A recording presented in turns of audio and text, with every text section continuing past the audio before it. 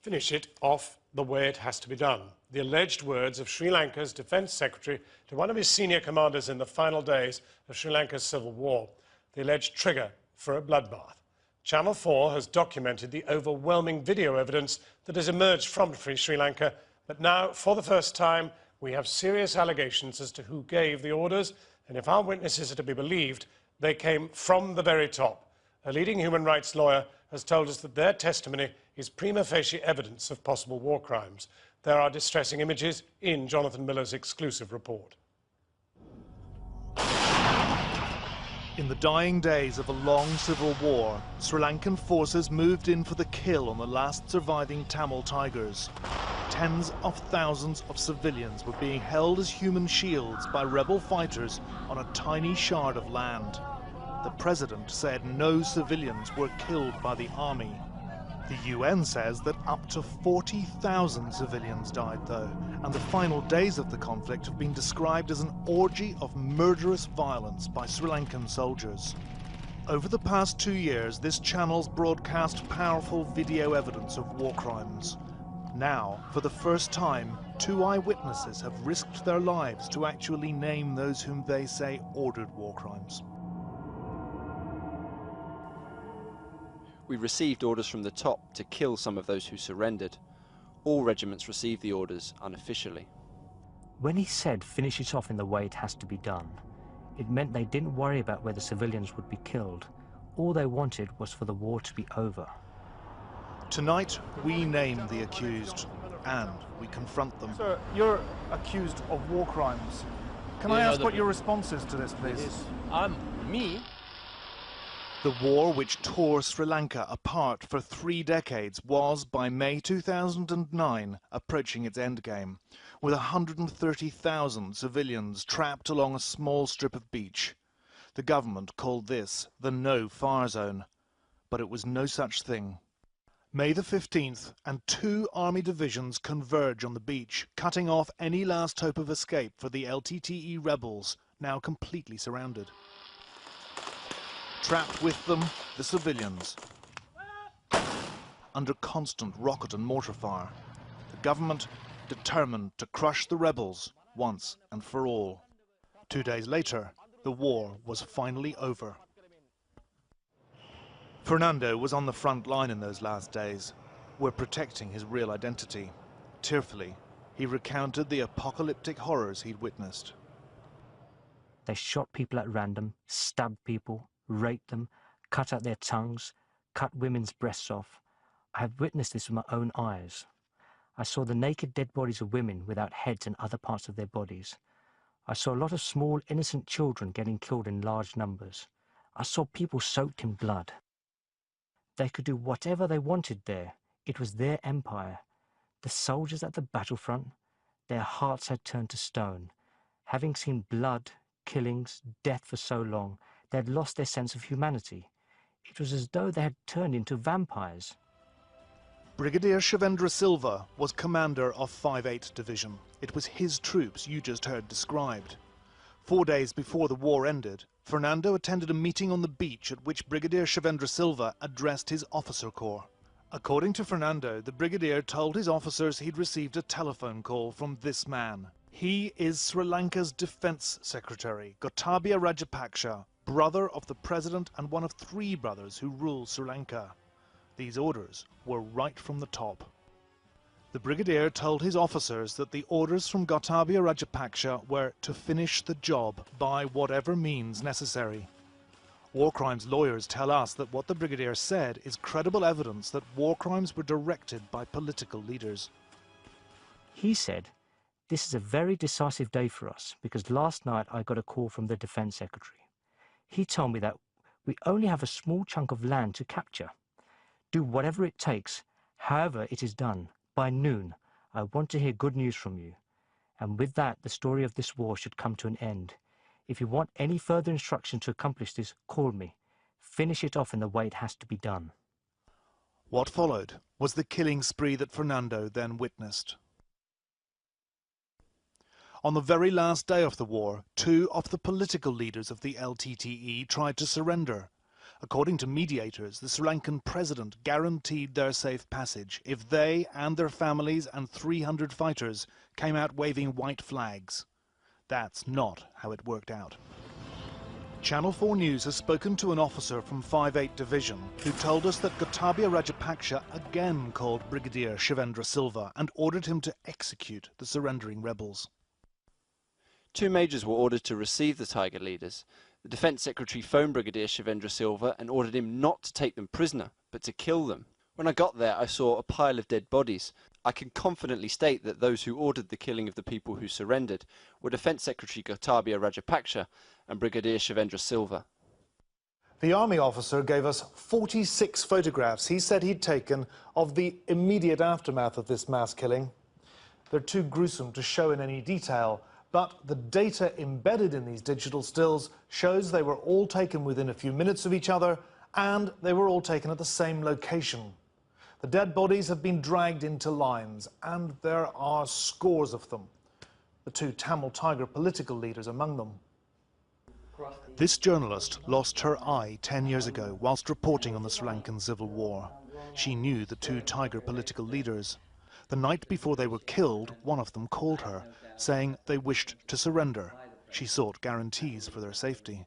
I spoke to the UN Special Envoy, and he said to me, I have spoken to the President of Sri Lanka, and he has assured me, and I trust his assurances, that they will be allowed to surrender and that they will have full security guarantees directly from the President. I have no doubt. When the war ended, Brigadier Shivendra Silva was hailed as a hero and promoted to Major General, after which he retired, aged 45. Any future action by the United Nations to sanction a formal inquiry into possible war crimes in Sri Lanka will start here, in this building, in New York. And ironically, it was to this very building that the Sri Lankan government sent Major General Shivendra Silva.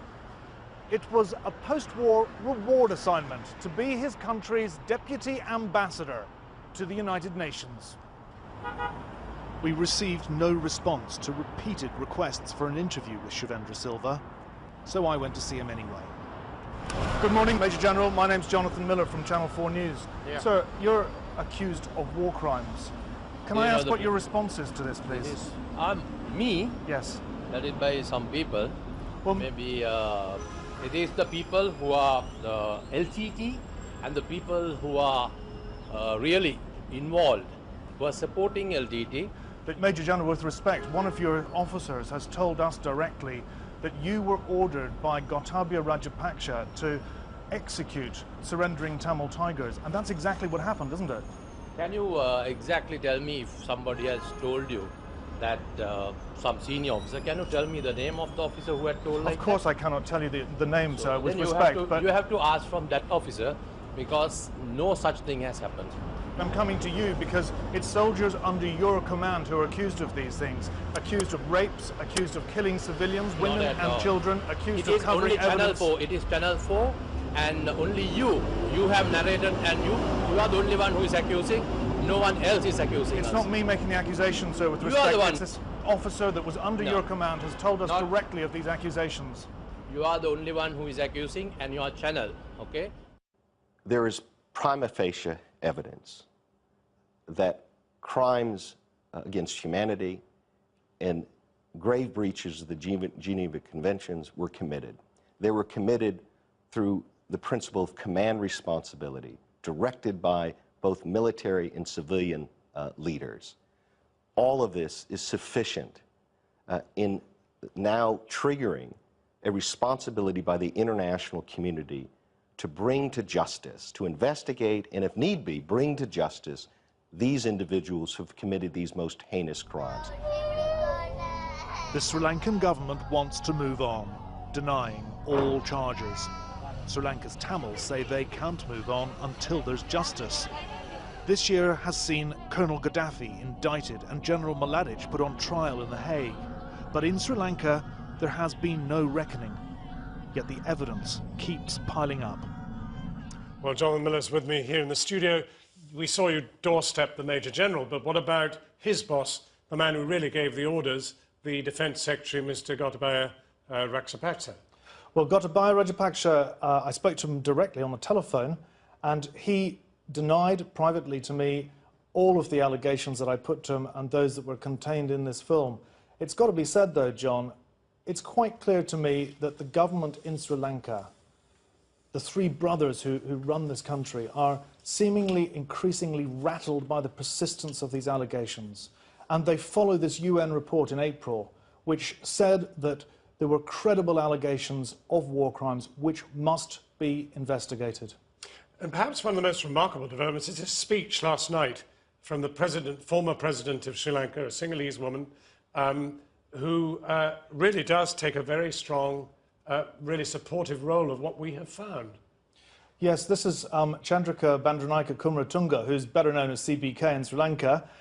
She made a speech over the weekend, actually, John, it was on Sunday night, to an invited group in Colombo itself, in which she broke ranks with the political elite. Now, this is a very significant thing. She's a Sinhalese political leader, and she spoke particularly and specifically of her shock and her horror and that experienced by her son and her daughter on watching the Channel 4 documentary, Sri Lanka's Killing Fields. I shall remember till the end of my days the morning recently when my 28-year-old son called me, sobbing on the phone, to say how ashamed he was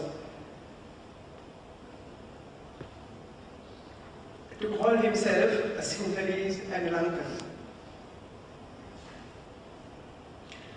After seeing on the UK television a 50-minute documentary called The Killing Fields of Sri Lanka, which I also had the great misfortune of seeing.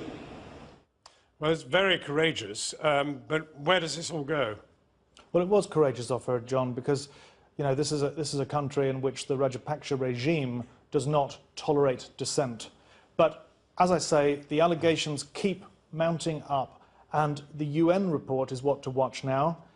It's up to the Secretary General, Ban Ki-moon, to recommend to the UN Human Rights Council in Geneva that they now take up this report, which his panel of experts has produced and which recommends that those allegations be further investigated. John. More than 2 years after the Sri Lankan army conclusively defeated the separatist Tamil Tigers, there is powerful evidence to suggest both sides committed serious war crimes in the closing stages of their conflict. A UN panel concluded as much in April. Last month, graphic video footage screened on British television added to the international pressure for an independent investigation. My guest today is Sri Lankan MP and advisor to the President on reconciliation, Rajiva Wijesinha. Can there be reconciliation without justice? Facts are important, aren't they? And I just wonder why, for example, it seems the Sri Lankan government, 2 years and 2 months after the end of that war, still doesn't have any clear idea of how many civilians were killed. Well, I think we have a very clear idea of how many were killed altogether.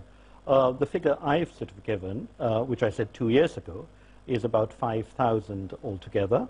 And that, to be clear, is in the final offensive. We're talking really about the 5 months of 2009, maybe the tail end of 2008. I think that's the important part, because, of course, one of the factors that I think no one recognizes is that we ourselves were deeply concerned about civilian casualties. I was head of the Peace Secretariat during that period, and I would every morning monitor what appeared on Tamilnet and have a report, and if it struck me that something had been excessive, I would ask for reports from the Air Force and the Army. The problem is, though, that nobody regards that figure you've just given me of 5,000 civilians killed as credible, do they? The UN panel set up by the Secretary-General reckons that there is credible evidence that 40,000 civilians were killed in that final phase of the war. Well, I think if you read the UN panel's report thoroughly, which